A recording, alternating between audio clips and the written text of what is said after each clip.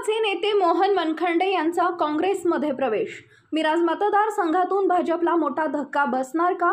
आता भाजपच्या नाराज गट मोहन वनखंडे सरांच्या काँग्रेसमध्ये प्रवेश।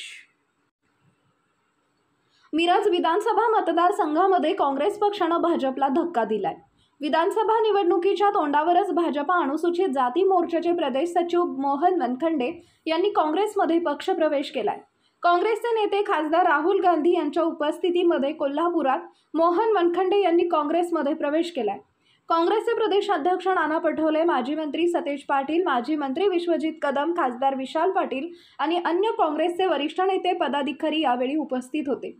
विद्यमान पालकमंत्री डॉक्टर सुरेशभाऊ खाडे यांचे एकेकाळचे कट्टर समर्थक आणि त्यांचे खाजगी स्वीय सहाय्यक प्राध्यापक मोहन वनखंडे यांनी यापूर्वीच सुरेशभाऊ यांच्या विरोधात बंडाचं निशाण फडकवलं होतं। पक्षाकडून आपल्याला डावलले जात असल्याचा आरोपही त्यांनी केला होता। काही दिवसांपूर्वी त्यांनी विधानसभेची निवडणूक लढवणार असल्याचं जाहीर केलं होतं।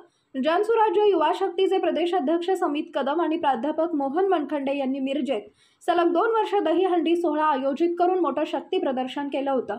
जनसुराज्य पक्षाने सुद्धा महायुतीकडे मिरज विधानसभा मतदारसंघाची मागणी केली होती।